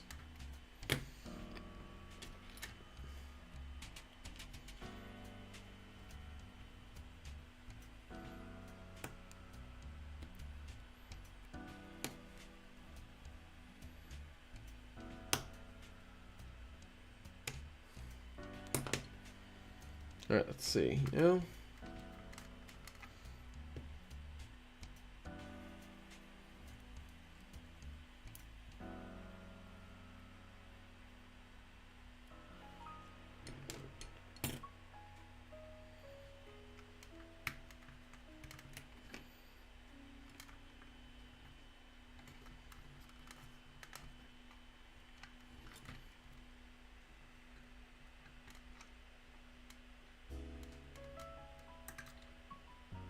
all right, a little bit more trimmed off.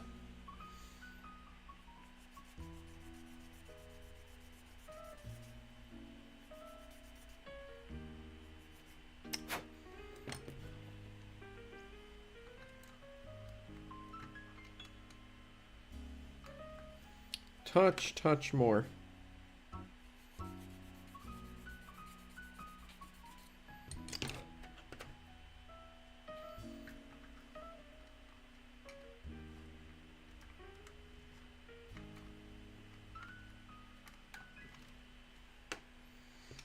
A little bit more still. Working in a game of 0.2 of a millimeter here.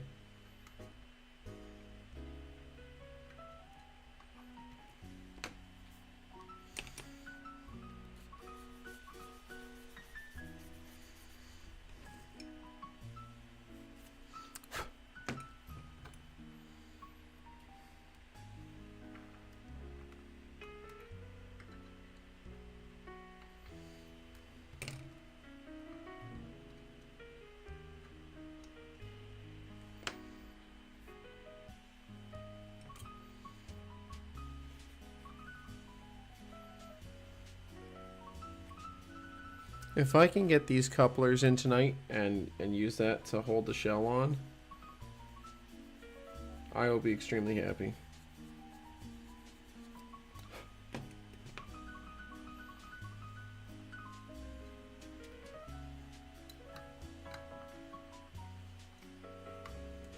It needs another half a mil maybe.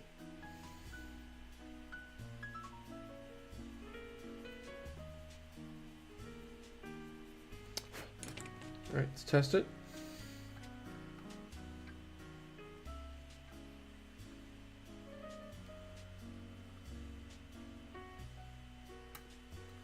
Actually, you know what I should do?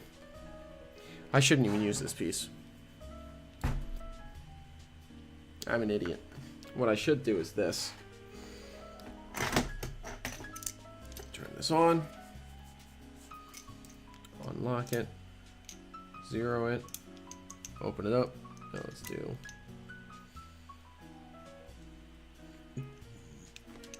Here, zero it. Alright.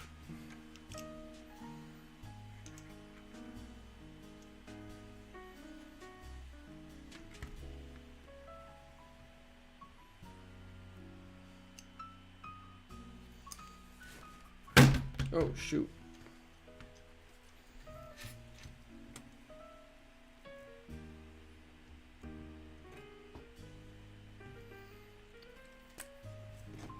Alright, let's do 1 inch, which is just a little shorter.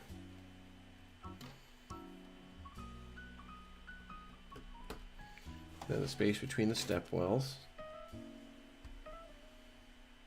This way I have a nice sturdy connection to the frame. And we'll do,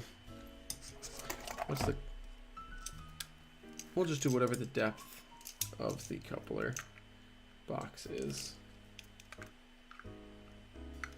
which is about right there. 0.325.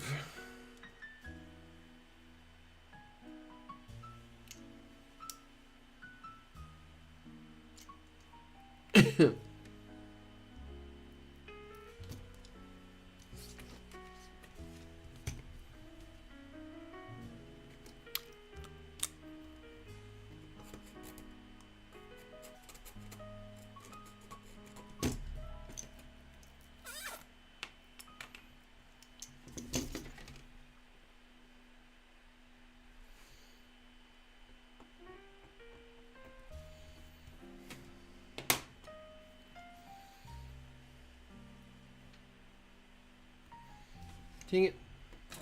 Rule it.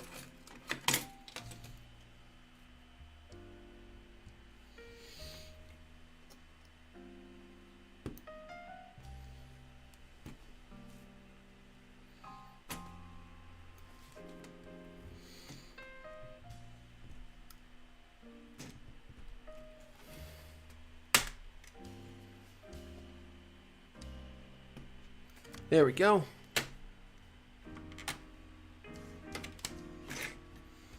Alright, let's make sure this will fit. Yep, not quite. Alright.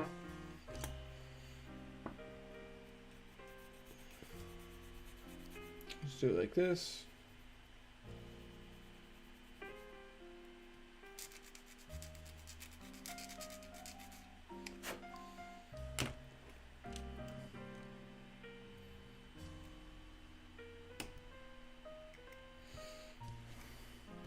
There we go.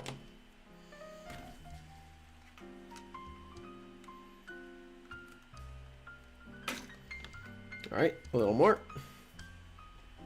I see why I didn't measure. It's because this step will actually stay. Alright, so let's actually cut off like that much. Let's cut off about that much. And then we will put that in. Anyone's still out there? I'm just, you know, if you guys just watched me work, that's fine. I'm just curious because I haven't seen anyone chatting in a little bit here. That'll do. Alright, we're going to go ahead and let's put a little bit of paint, I think, on the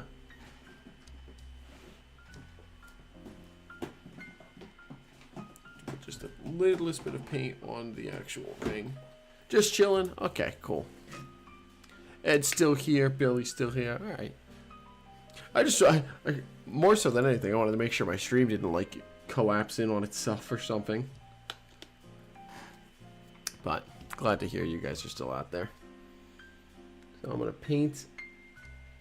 I'm going to put some paint on the screw hole here. And then I'm going to put the piece of plastic back down on top of here.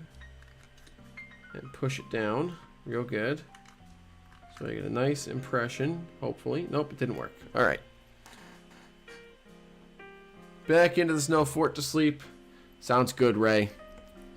Again, so awesome to see you this weekend. Seems like, as busy as you were, it seems like you were having a good time, which is what's important. So, thanks so much for coming out, for braving the snow. It was cool to see you. Have a great night. Rest up. And, see you around. Decided to go and work on your kit a bit. Ah, gotcha. Right. Why is this not transferring? Oh, I know why. It's because it's not touching. It's because it's too low. So I need to do this, actually. And then center between this.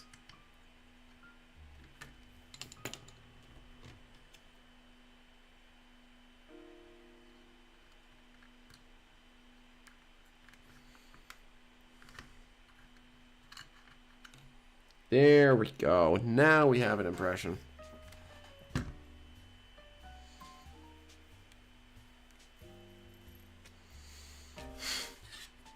Alright, let's go ahead and cut this in half.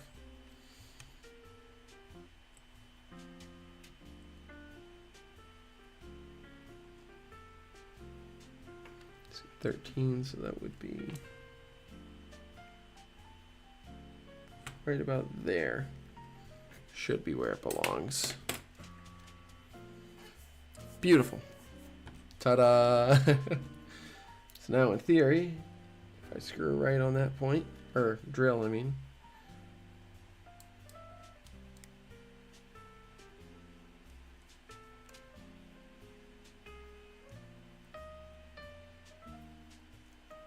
We're going to see if I did this right. Hopefully I did.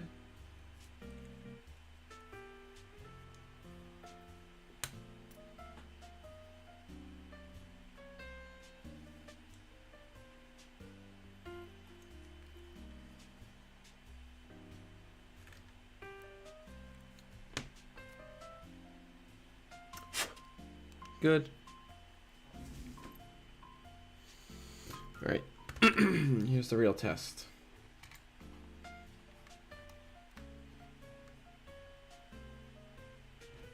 Did I put the screw hole in the right spot?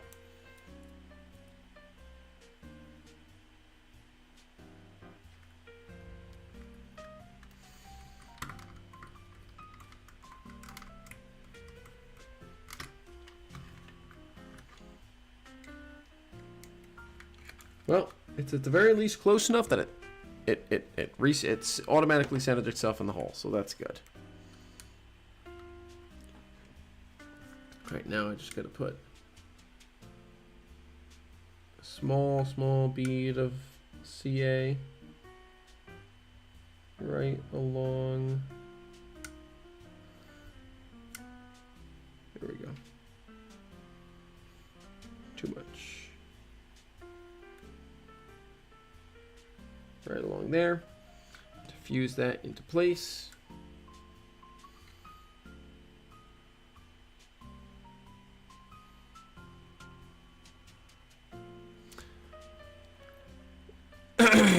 Oh, I should have used this as a template instead of gluing it into place. Damn it, I'm an idiot. Oh well. Not an idiot, I just wasn't thinking.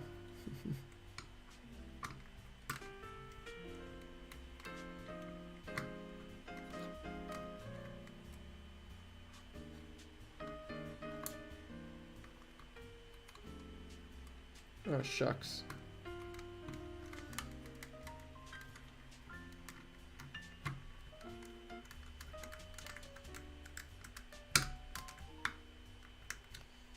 Gotta leave it screwed in here, that way the glue has time to cure.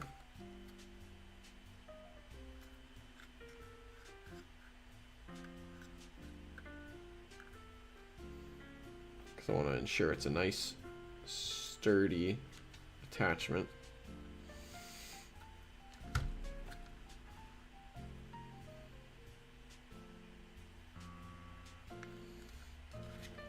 Alright. Excuse me.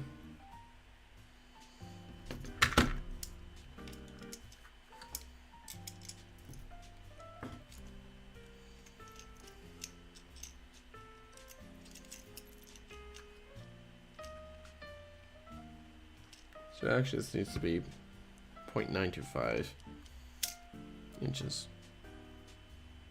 CA or styrene cement. CA is somewhat brittle. Liquid cement would act as a solvent and chemically weld them. Oh, I didn't. I thought that styrene or that CA was the solvent that would chemically weld them. All right, let me put some. Oh shoot. Well, I put a lot of liquid cement on there now. Damn it.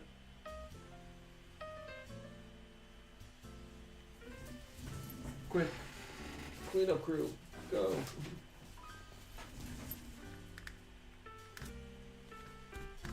Before I plastic cement the freaking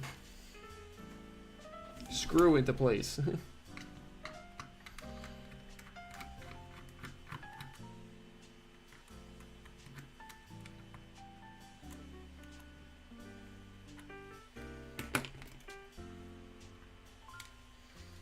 That's actually good to know, Ed, because I thought it was CA that was the one that was the chemical solvent. So thank you for the warning. Nice. The CA may prevent a good bond. Well, I mean, I guess we'll see, but it seems to be bonded on there pretty good.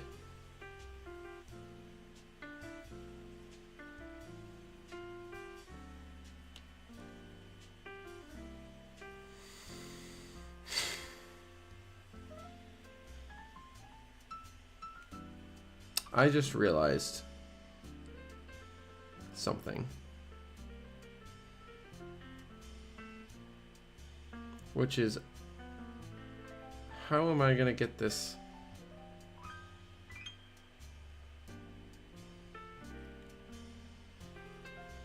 How am I gonna do this? So, here's my realization that I just came to. I have boxed in the coupler box here. Great. In order to remove the shell now, the coupler box has to come through this piece of styrene because it's mounted already to the frame and not to the shell. Oh boy. Alright, well, let's undo all of that. Damn it! I thought I was being a genius. What I need to do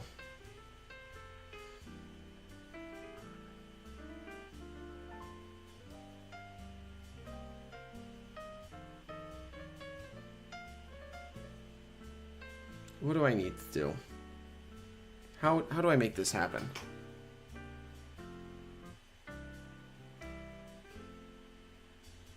How do I make this happen? I think I need to put a new coupler box on. I think that's what I need. I think is I need a KD coupler box that I can affix to the shell and then screw down into the frame.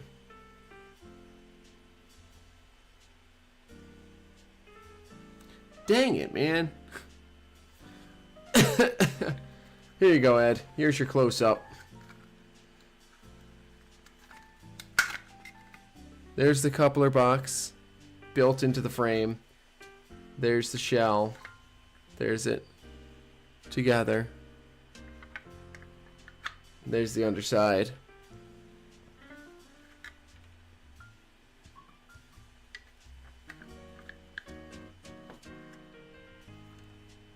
I think if I'm mistaken, if I want to do this the way I'm trying to do it here, which I think is the best way to do it, is use a screw to, you know, attach the shell to the frame. I need to cut off this coupler box, put in a KD coupler box, and screw that down into the metal of the frame. So I'm going to need a tap. This is going to be a problem.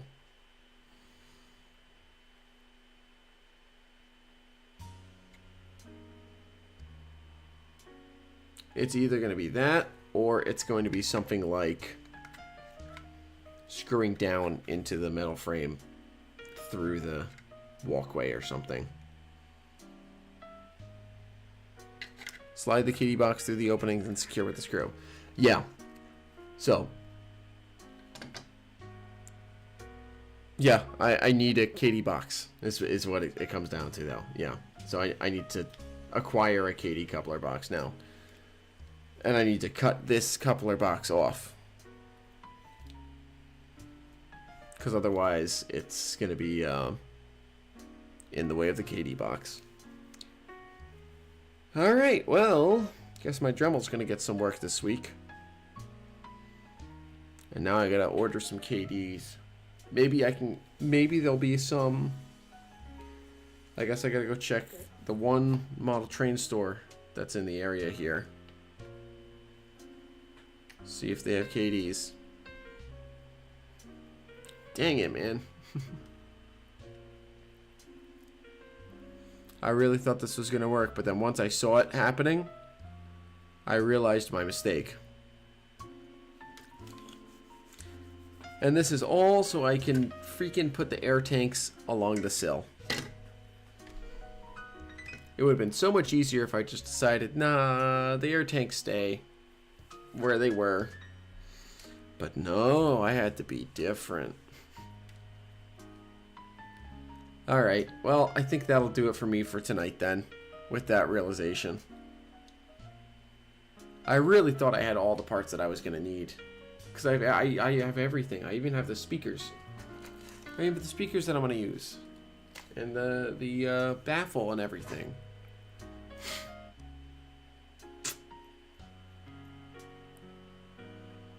Ah, boy. Alright. Well, that'll do me for tonight then. Thank you guys so much for tuning in. Hope you all have enjoyed my madness.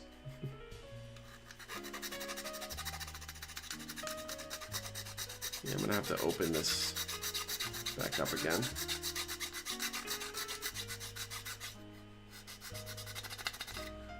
Unless part of the running boards are thick enough to take a short. You know, how do you mean by that? By the running boards, you mean the side, the sill, or do you mean the actual the walkway?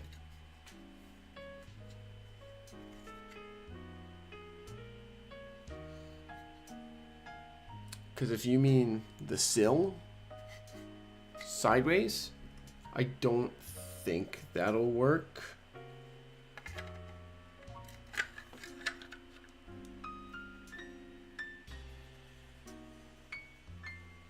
I don't think that'll work.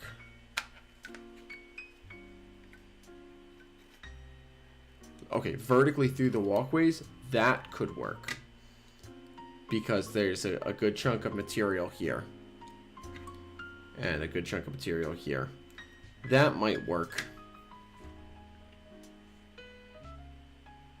I might have to do that. But either way, I'm going to need to figure out a tap. That way I can tap the metal. I got to figure out how many threads per inch these screw is. Yeah, drill vertically. Yep. I got it. Thank you for that, Ed. I think that might be what I have to do. I think that involves the least amount of work, and the least amount of parts, because then I just need to get a tap. Oh, I need to get a screw and a tap that match, and I have to get a small screw and a small tap. And it has to be able to go through metal. Alright, anyways. Thank you for that idea, Ed. I think that'll do me, though, for tonight. I might play with some things around tomorrow, and we'll see, but... In any case, I hope you all have a lovely evening. Thank you guys so much for tuning in tonight. So good to see so many of you this weekend at the show. And I will see you guys all on the next track. Have a good night, everyone.